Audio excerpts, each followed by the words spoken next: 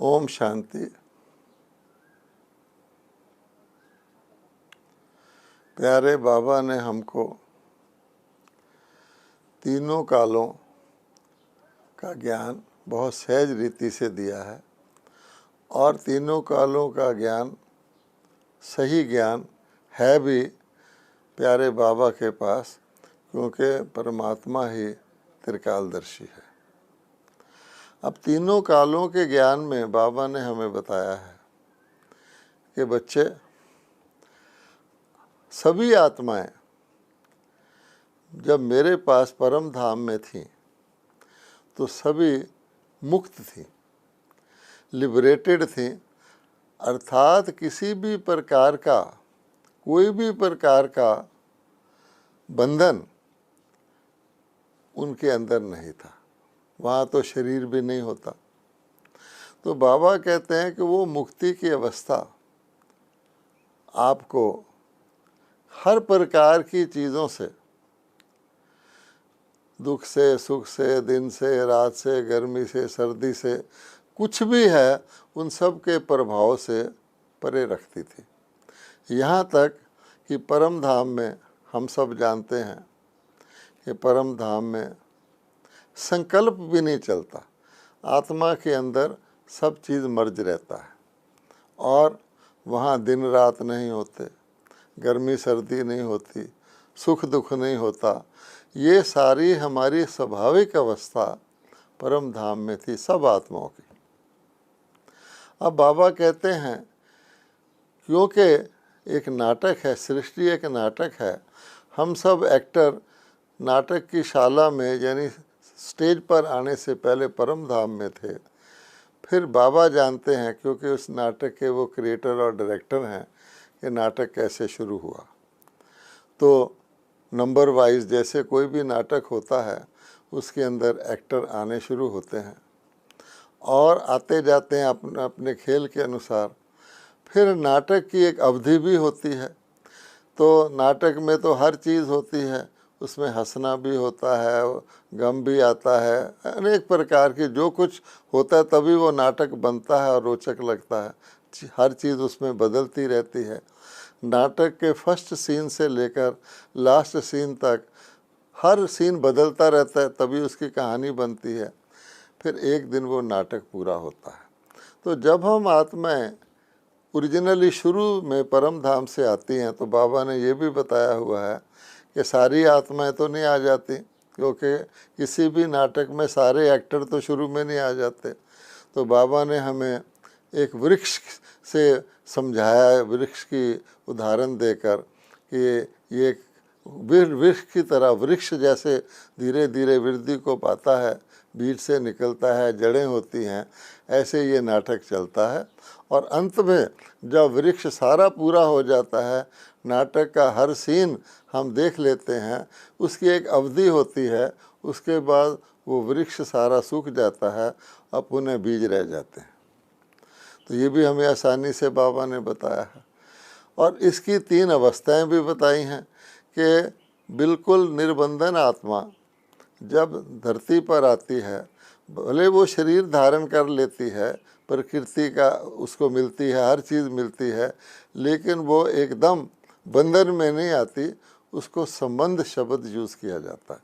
तो संबंध सुख देने वाला होता है और बंधन दुख देने वाला होता है। तो बहुत काल तक आत्माएं धरती पर आकर, जैसे एक्टर आकर के आपस में प्ले करते हैं, उनको पता रहता है कि हम एक नाटक खेल रहे हैं। और नाटक में शुरू में तो सुखद संबंध ही दिखाए जाते हैं, तो हम सुखद संबंधों में रहते हैं। हमारा संबंध अपने शरीर से होता है, अन्य आत्माओं से होता है, एक्टर से होता है, प्रकृति से होता है। और जितना भी इस धरती पर हम रौनक देखते हैं, जैसे आप समझिए कि आप स्वर्ग में या वैकुंठ में खड़े हैं, तो वहाँ क्या कुछ देख सकते हैं आप। वहाँ भी पेड़ भी होते हैं, वृक्ष भी होते हैं, फूल भी होते हैं, पंछी भी होते हैं, आकाश भी होता है, लेकिन वो कुछ और ही तरह का होता है, जिसको हम स्वर्ग कहते हैं। अब बाबा कहते हैं कि धीरे धीरे ये नाटक फिर आगे बढ़ता है, तो अंत में आकर के बीच में आकर के संबंध थोड़ा सा बंधन में बदलता है और धीरे धीरे वो बंधन बन के इतना ज़बरदस्त बंधन हो जाता है कि हर आत्मा अंदर से मुक्ति चाहती है कि मैं इस बंधन से छूटूं। क्योंकि जहाँ भी आत्मा कोशिश करती है, समझती है कि यहाँ मैं संबंध जोड़ूं या किसी चीज़ को लूं, एक्वायर करूं तो मुझे सुख मिलेगा, लेकिन जब दुनिया पुरानी हो जाती है तो सुख नहीं रहता। जैसे व्यक्ति का शरीर पुराना हो जाए तो उसको आप मिठाई खिलाओ, घी खिलाओ, कुछ भी खिलाओ, दुनिया दिखाओ, उसके लिए वो सब बेकार है, क्योंकि वो उसके अंदर वो आ ही नहीं सकता। तो पुरानी दुनिया जिसको दुख की दुनिया कहते हैं, तो भगवान ने हमें, बाबा ने 3 शब्दों में ज्ञान दे दिया है। एक शांति की दुनिया है परम धाम, जहाँ बिल्कुल बंधन मुक्त हैं। एक सुख की दुनिया है सुख धाम सतयुग त्रेता, जहाँ आपको सुख मिलता है, हर चीज़ सुखदायी होती है। और बाद की दुनिया दुख धाम है द्वापर कलयुग, जिसमें आप कुछ भी कर लोगे, क्योंकि है ही दुख धाम, तो कोई भी आत्मा दुख के बगैर बच नहीं सकती। इसीलिए साधु सन्यासियों ने, हमारे महात्माओं ने कहा है कि कलयुग का सुख कागविष्टा के समान है, यानी अल्पकालिक है, इसके पीछे दुख ही दुख है। और हर व्यक्ति देखता है, आज किसी भी प्रकार का प्रयास कोई भी कर ले, आज हमने कितनी वैज्ञानिक प्रगति कर ली है, आज हमने क्या नहीं कर लिया है, चांद तक पहुंच गए हैं, सागर के अंदर चले गए हैं, लेकिन क्या हमें सुख मिला? नहीं, क्योंकि है ही दुख की दुनिया। तो जिसको कहते हैं नकली सोने की लंका, या हर चीज़ में जहाँ नकल है, हम अपने वास्तव में नेचुरल तरीके भी खोते जा रहे हैं, तो वहाँ दुख तो है ही। अब हम इस स्थिति में हैं कि ये दुनिया दुख धाम बन गई है, और सबके अंदर एक मूल इच्छा है। जैसे लोग ट्राई कर कर के थक जाते हैं, ये रास्ता का कोशिश किया, यहाँ भी कुछ नहीं मिला, और थक जाते हैं, तंग आ जाते हैं।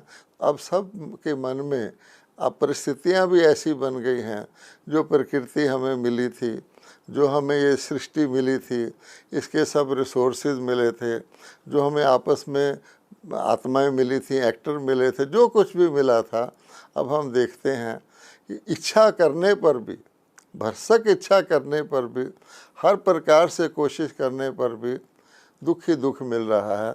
और आज की परिस्थिति तो सब जानते हैं कि मनुष्य डरे डरे फिर रहे हैं, चिंता में है।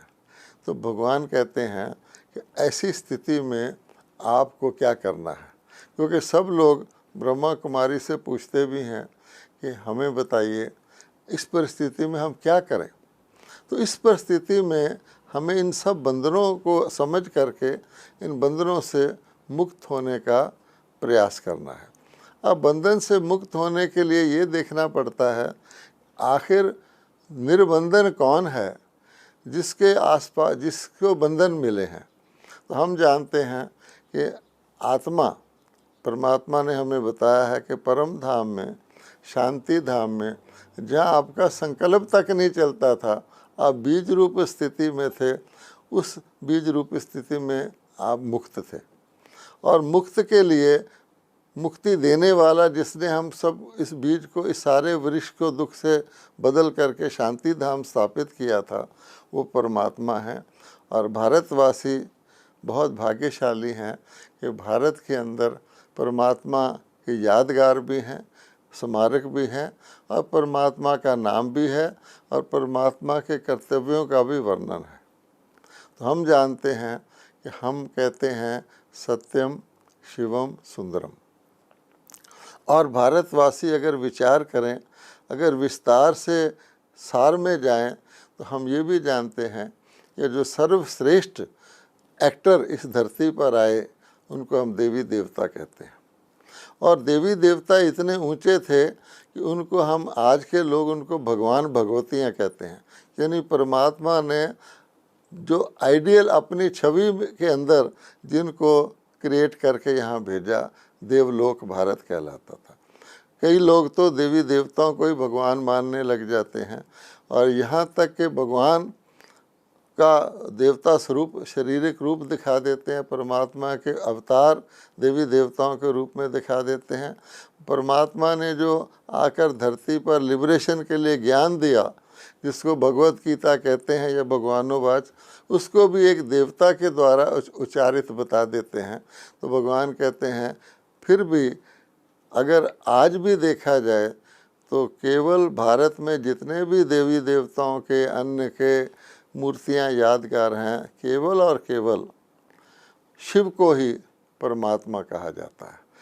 शिव परमात्मने नमः, ओम नमो शिवाय, कि मैं आत्मा शिव को नमः करता हूँ।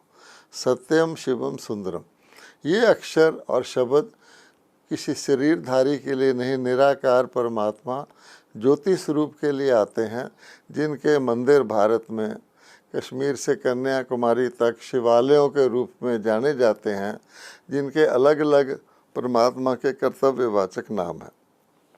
अब हमें देखना है कि जब अन्य सब हमारे प्रयास फेल हो जाते हैं तो हम क्रिएटर की ओर देखते हैं। भगवान जिसने दुनिया को रचा उसकी ओर हमारा ध्यान जाता है। और आज की परिस्थिति में हम सब जानते हैं कि हम अपनी लौकिक व्यस्तता से अलग हो गए हैं और हमें मौका मिला है अपने बारे में, इस सृष्टि के बारे में, भविष्य के बारे में सोचने का। तो हम सबका ध्यान यही जा रहा है, क्या करें।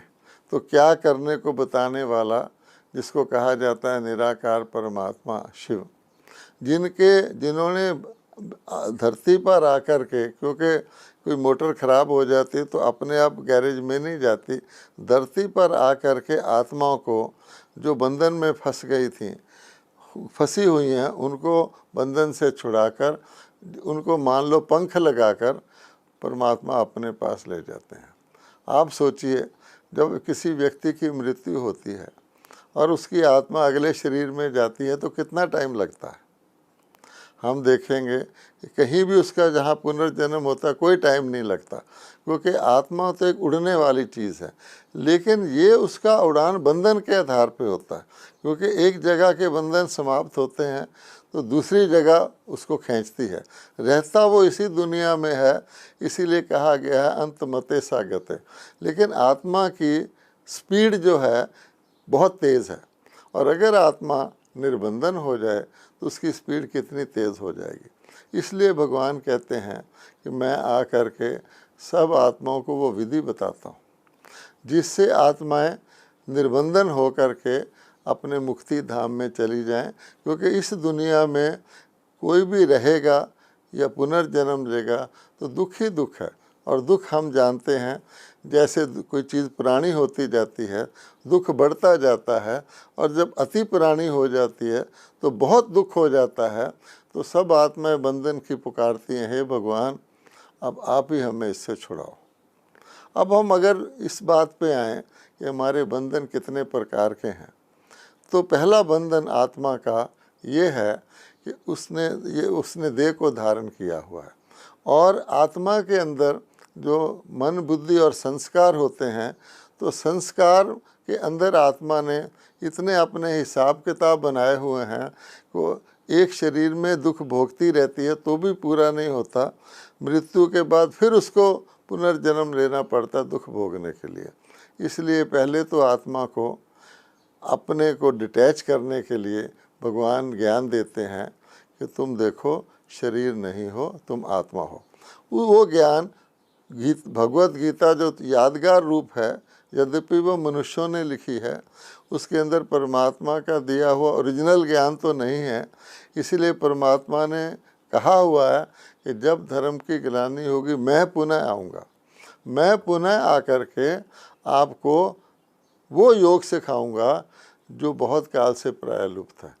वो मेंशन है। अगर भगवत गीता जैसी लिखी हुई है, संस्कृत के अंदर विद्वानों ने लिखी है, क्योंकि भगवानोवाच इसमें नहीं है तो मनुष्यों ने लिखी है, स्मृतियाँ लिखी हैं, ऐसा परमात्मा ने किया था।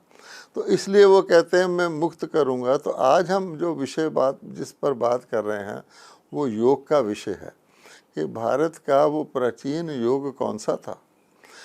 जिससे आत्माएं निर्बंधन हुई थी, जिसका मेंशन है कि हे आत्मा, ये है अर्जुन, एक व्यक्ति को लेकर वो लिखा गया है, अगर तुम देह और देह के सब संबंधों को भूलकर अपने को आत्मा समझकर मुझ परमात्मा को याद करोगे तो मैं तुम्हें सब बंधनों से मुक्त कर दूंगा, अर्थात तुम्हें मुक्ति दे दूंगा। तो वो जो योग जिसका मेंशन है वो क्या था, तो आज हम इसी विषय पर चर्चा कर रहे हैं कि आत्मा ने आकर के शरीर धारण किया, वो शरीर संबंध रूप में था, आज वो शरीर बंधन के रूप में हो गया। अच्छा, उसके बाद शरीर से कनेक्टेड जितनी बातें थीं, जो हमने देह के संबंध थे, देह की इस संसार की वस्तुएं थी, पदार्थ थे, क्योंकि आत्मा के अंदर कमजोरी आ गई। एक वीक व्यक्ति को, कमज़ोर व्यक्ति को आप अच्छी चीज़ भी देंगे तो उसके ऊपर उल्टा असर हो जाएगा।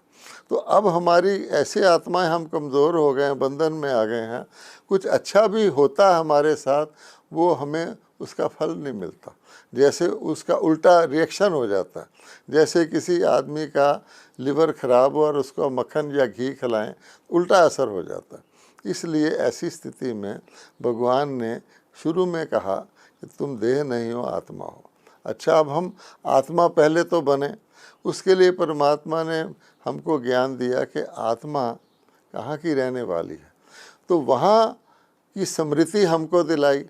और स्मृति ही योग है। अगर कोई एक शब्द में कहे गीता के भगवान ने कौन सा योग सिखाया था, लोगों ने तो गीता को योग का ग्रंथ मानते हैं, लेकिन लोगों ने उस योग को कई नाम दे दिए, मनुष्यों ने, लिखने वालों ने। किसी ने उसको ज्ञान योग कह दिया, क्योंकि उसको लगाने के लिए ज्ञान चाहिए। किसी ने उसको भक्ति योग कह दिया। उस योग को यानी स्मृति को लाने के लिए हमें डिवोशनल होना पड़ता है, और तरफ से बुद्धि हटाएंगे नहीं तो हमारा योग उस तरफ कैसे लगेगा। किसी ने उसको कर्म योग कह दिया, क्योंकि हम दुनिया में रहते हुए भी हमको न्यारे रहना है, भोगी से योगी बनना है, तो कई नाम दे दिए, लेकिन वास्तव में वो स्मृति स्वरूप है। फिर भगवान कहते हैं, जब कोई व्यक्ति इस योग को सीखता है, बहुत सहज, क्योंकि अपने असली रूप को याद करना, अपने असली स्थिति को याद करना, यही योग है। उसकी स्मृति में आना। अब बहुत सारी स्मृति के अंदर अगर विस्मृतियाँ मिक्स हो जाएंगी या अन्य स्मृतियाँ मिक्स हो जाएंगी तो हमारा योग नहीं लगेगा। जैसे किसी व्यक्ति को कहो आजकल के दुनिया में एक स्थान से दूसरी स्थान पर जाओ, तो उसको रास्ते में इतना ट्रैफिक मिलेगा, इतने बैरियर मिलेंगे, ट्रैफिक जैम मिलेंगे।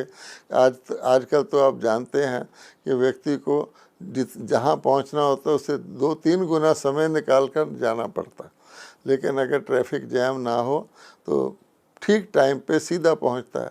ऐसे ही आत्मा के अंदर अब अगर अन्य प्रकार की स्मृतियाँ होंगी, हम देखते हैं हर व्यक्ति के अंदर जब वो ध्यान किसी चीज़ का ध्यान करता है, उसको पास्ट की स्मृतियाँ आ जाती हैं, सूक्ष्म रूप से पिछली बातें उसको याद आ जाती हैं।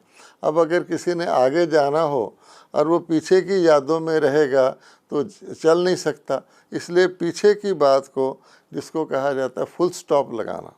तो अगर हम पीछे की स्मृतियों को फुल स्टॉप लगाएंगे कि कोई यात्री जैसे आगे जाता है तो पीछे का ध्यान वो नहीं रखता, तभी उसकी यात्रा आगे को बढ़ती है। तो पहली बात क्या है कि हम पास्ट इज़ पास्ट करें। नाटक के अंदर जो सीन पूरा हो गया, चाहे वो कैसा भी था, सुखदायी था, दुखदायी था, उलझन में डालने, पूरा हो गया, तो हमें आगे देखना है। एक व्यक्ति पढ़ाई करता है, अगर वो 6ठी क्लास में पास हो गया, 3rd डिवीज़न में भी हो गया, अब उसको ये नहीं सोचना कि मैंने क्या किया, तो आगे को देखना है कि 7वीं में मैं क्या करूं। इसलिए ब्रह्मा कुमारीज में हमको जो ईश्वरी योग की विधि मिली है, उसमें ये बताया गया है, सदा आगे को देखो, सदा आगे बढ़ते जाओ, पीछे की तरफ मुड़ के ना देखो, जिसको हम ये भी कह सकते हैं फुल स्टॉप लगाओ। अगर हम देखेंगे कोई भी कार्य में हम करने लगते हैं, अगर कोई पिछली स्मृतियाँ या इधर उधर की स्मृतियाँ हमें आती हैं, तो हमारी बुद्धि, हमारा संकल्प फुल स्पीड पर आगे नहीं जा सकता, तो उस स्पीड को रोकता है। इसलिए पीछे की स्मृतियों को हमें बंद करना पड़ेगा। फिर इसी प्रकार से हम चल रहे हैं और वर्तमान समय हम अपनी स्पीड से चलें। अगर हम आगे के बारे में भी फालतू सोचते रहेंगे, क्या होगा, कैसे होगा, क्यों होगा, तो भी हमारी स्पीड घट जाएगी। इसलिए भगवान ने कहा है कि मैं सत्यम हूँ। तो आपको भी आपका सत्य परिचय देता है कि आप आत्मा हो, मैं परम आत्मा हूँ। तो मैं परम आत्मा केवल अपना जो मेरा बीज रूप से बिल्कुल निश्चित कार्य है, केवल मैं उसको ही करता हूँ और इसके आगे पीछे का मैं नहीं करता। इसी प्रकार से हमें भी अपने को आत्म स्वरूप में रखना है। फिर भगवान कहते हैं मैं शिव हूँ। शिव का अर्थ होता है कल्याणकारी हूँ। अब जो भी हम कर्तव्य करें, अगर हम उसमें अपना भला और दूसरे का भला, अगर हम केवल दूसरे का भला भी सोच लें, हमारा भला उसमें आप ही आ जाता है, तो क्या होगा, हर चीज़ हमें सहयोग देगी, हमारा रास्ता रोकेगी नहीं। अगर किसी व्यक्ति को क्लियर रास्ता लेना हो, जैसे मान लीजिए फायर ब्रिगेड होता है, कहीं आग लग जाती है तो सब उसको रास्ता दे देते हैं, या कोई एम्बुलेंस होता है, सब बाइकल इधर उधर हो जाते हैं कि इसको जल्दी पहुंचना है। या किसी देश का प्राइम मिनिस्टर सड़क पे जाता है तो भी उसको रास्ता क्लियर दिया जाता है। अगर हम अपने जीवन के अंदर, अब प्राइम मिनिस्टर मैंने वैल्यूएबल पर्सन, अपने आप को वैल्यूएबल समझे और हम रास्ते में अपने लिए रुकावटें पैदा करें ही ना, कि कोई व्यक्ति या कोई वस्तु या कोई हमारे रास्ते में आकर खड़ी हो जाए, तभी हम कल्याण कर सकते हैं।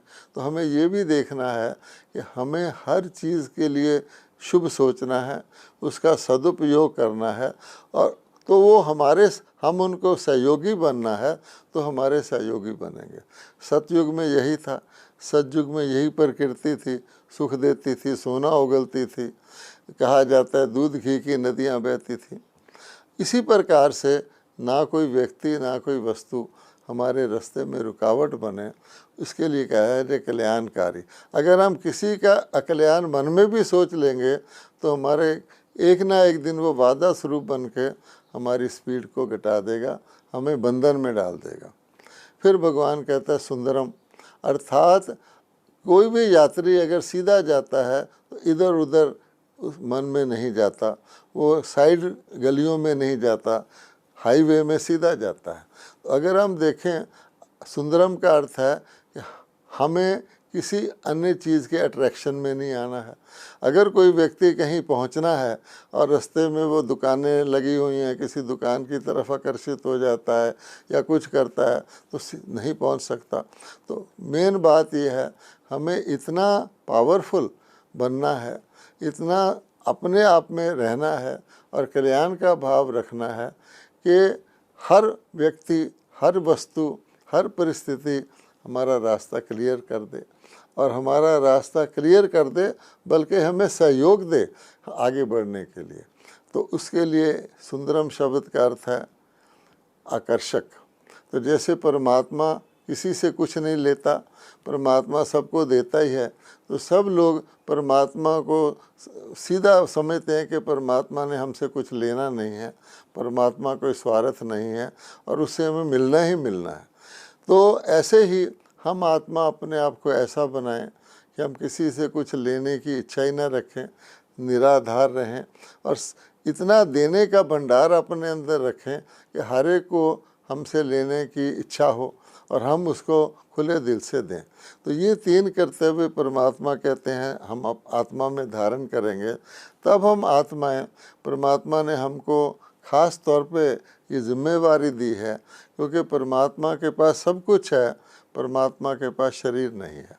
और इस शरीरधारियों की दुनिया में परमात्मा को शरीरधारियों के द्वारा ही अपनी शक्तियों का, अपने गुणों का देना है आत्मा को। इसलिए हम आत्मा को निमित्त बन के कि हम परमात्मा के माध्यम बने। जैसे परमात्मा ने ब्रह्मा बाबा को माध्यम बनाया। परमात्मा कहते हैं कि जब दुनिया का कल्याण करना होता है तो मुझे भी एक माध्यम लेना पड़ता है, लेकिन वो माध्यम ऐसा होना चाहिए जो समझे कि मैं माध्यम हूँ और अन्य सब कुछ उसी माध्यम के रूप में यूज़ करे। तो उसके साथ साथ जो शक्ति सेना भगवान बनाता है। तो आप देखेंगे कि सेना जो होती है उसका एक ही काम होता है, विजय प्राप्त करना। सेना को हमें भोजन कहाँ से मिलेगा, हम कहाँ रहेंगे, क्या सेना को इसकी चिंता नहीं होती। सेनापति सेना के लिए सारा प्रबंध करता है और सेना को केवल आगे बढ़ना होता है और विजय को प्राप्त करना होता है। तो भगवान कहता है कि वो तो हथियार वालों की सेना है, हिंसक सेना है, मार दड़ाई वाली सेनाएं दुनिया में हैं। मैंने शिव शक्ति सेना, पांडव सेना, अगर हम महाभारत को याद रखें, वो हमने बनाई है और उस सेना की अन्य सब चीज़ों का ध्यान परमात्मा रखते हैं। तो हम देखते हैं आज की परिस्थिति में भी दुनिया के लोग जो इधर उधर भाग रहे हैं, किसी को खाने की चिंता है, किसी को अपना जीवन बिताने की चिंता है, किसी को बीमारी की चिंता है। तो भगवान कहता है तुम मेरी सेना को हो, मेरी छत्र छाया में हो, मैं तुम्हारा परम पिता हूँ। इन सब चीज़ों से तुमको मैंने अलग रखा हुआ, तुम चिंता मुक्त हो। तुम तो वास्तव में जिसको कहते हैं दुनिया की चिंताओं को दूर करने वाले हो, संतुष्ट मनिया हो। ऐसी स्थिति में रह करके हमें इन सब चीज़ों से तो मुक्ति भगवान ने दिला दी। अब हमें अपने अंदर के पीछे के सोचने के, इधर उधर के सोचने के, मानसिक विघ्नों के संस्कारों से हटाकर अपनी लाइन को ऐसा क्लियर करना है। परमात्मा हमें बुला रहे हैं, खींच रहे हैं अच्छा काम करने के लिए। अन्य किसी प्रकार का भी बंधन या जिसको कहते हैं निर्भरता, उससे हम मुक्त हों। उसी के लिए हमें अब अपने अव्यक्त शरीर को धारण करके, अव्यक्त शरीर के द्वारा फरिश्ता रूप जैसे होता है, बिल्कुल न्यारा और प्यारा और हर एक का शुभ भाव रखने वाला, किसी चीज़ में फंसा हुआ ना हो, वो रूप धारण करना है। और उसके द्वारा हम फरिश्ता रूप के द्वारा परमात्मा से शक्ति लेकर के अपने आत्मिक शक्ति स्वरूप में रह करके सेवा करनी है। ओम शांति।